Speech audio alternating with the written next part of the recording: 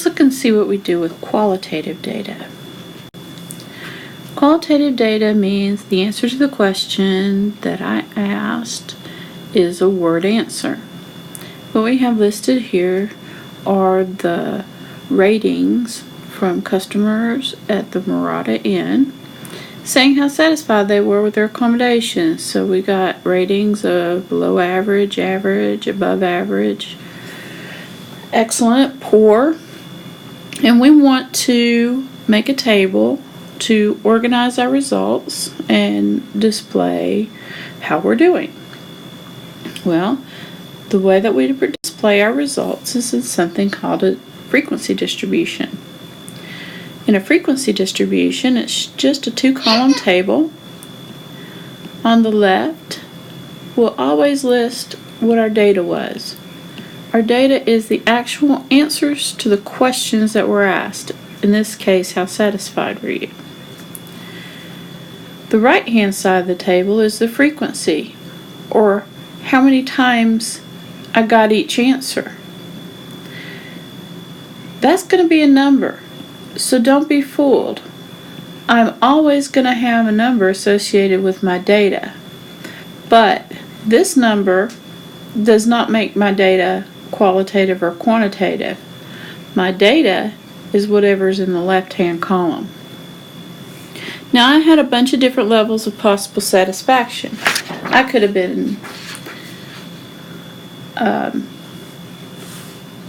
average impressed. I could have thought service was poor. I could have thought it was excellent. Before I start making my frequency distribution, I should think about what order should I be listing these responses. I definitely shouldn't have them all mixed up, because I would like to have the good responses with the other good responses and the bad responses someplace else. But not only that, I want my table to give me the most information that I can get at a glance. So I not only want things not mixed up, but I want them in an order that when I look, I get an impression from first glance. That kind of means I don't want to display my bad stuff first, because at a glance you're going to look at the top of the table and pay more attention than you do by the time you get to the bottom. So we always want to start with our strongest foot first. So when I list the possible answers, I want my excellent first and my above average. I want those right up top. And then step down, average, below average, and poor. Now, there's no real secret to the rest of this. You need to count how many times you got each response.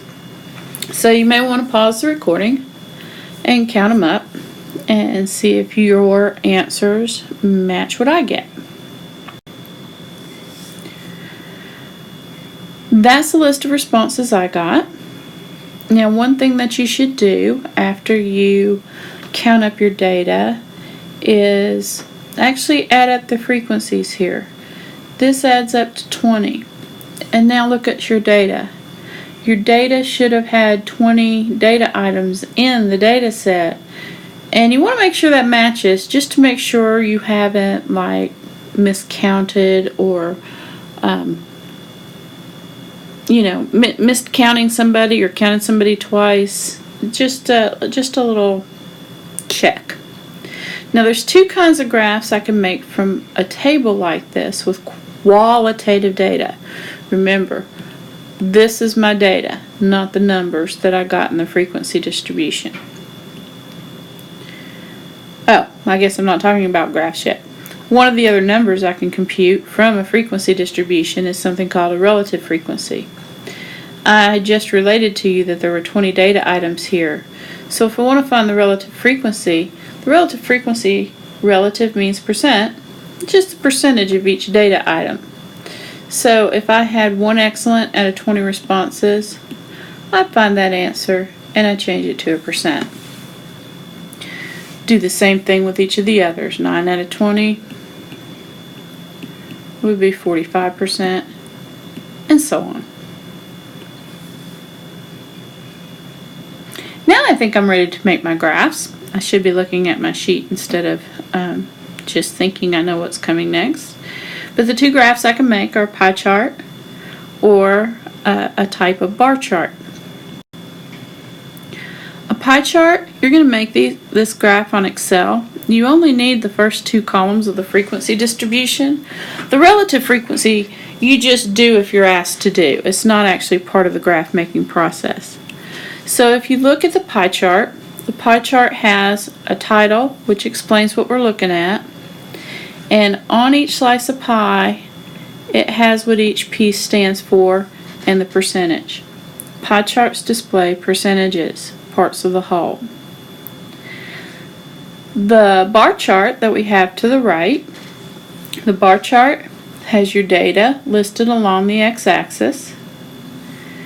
It has an x-axis title which summarizes what the x-axis is talking about.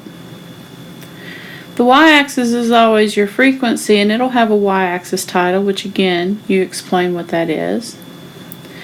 And then you have, of course, a title that explains what you're looking at.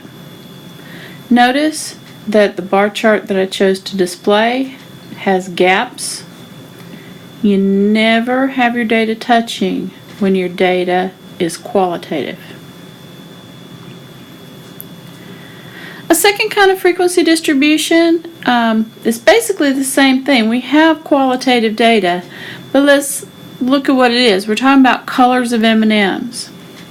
If I was going to go make my frequency distribution, what I had to consider before was I wanted to put my best foot forward. I wanted to have the stuff that made me look the best on top and the stuff that made me look worse down toward the bottom.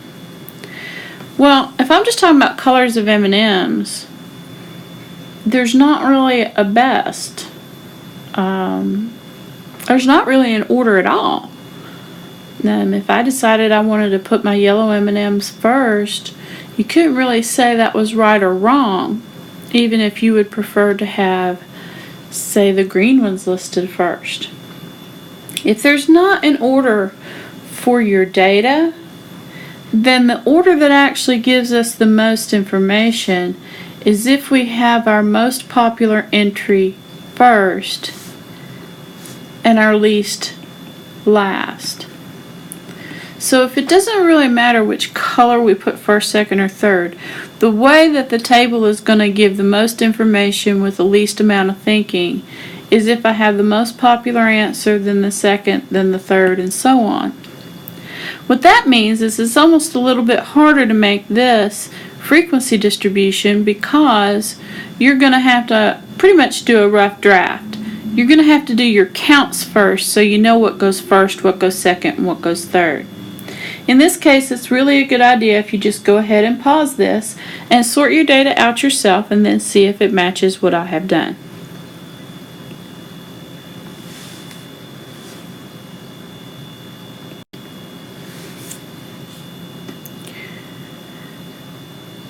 So here we go. I ended up with more blue and then red, brown and green. Those two were tied. So it didn't really matter which of those comes first or second because those bars will be the same height, and then yellow and then orange. The best part about this order is not that the colors listed over here don't tell us anything, but when I look down the list, I can picture very easily this was the most popular color in the bag. This was the second most numerous color. I have the same amount of these. So having them in order from the most popular to the least gives me more information than imagine if these were all scrambled up and there were a few of these and then a lot of these and then a few of these. The information's there, but at a glance it's not as easy to process. The graphs, again, a pie chart. Now we had how many different colors here? 1, 2, 3, 4, 5, 6 different colors. That pie chart's almost starting to get a little too busy. So if you have data even though it's qualitative, if you start getting, 7, 8, 10 different categories, you might want to rethink whether or not you actually want to make a pie chart out of it. Bar chart that has data that goes from most popular to least popular is called a Pareto chart. It's still a bar chart, but it's kind of a special one. And what that means is even though you still have your data on the x-axis, it's not really the order of the data that matters, because I could have those colors listed in a different order if the numbers had turned out differently. If I had more browns than I had blues, it would not screw things up for me to have the brown come first as long as it was the tallest bar. So the order, the sense of this comes from the bars being stair-step down.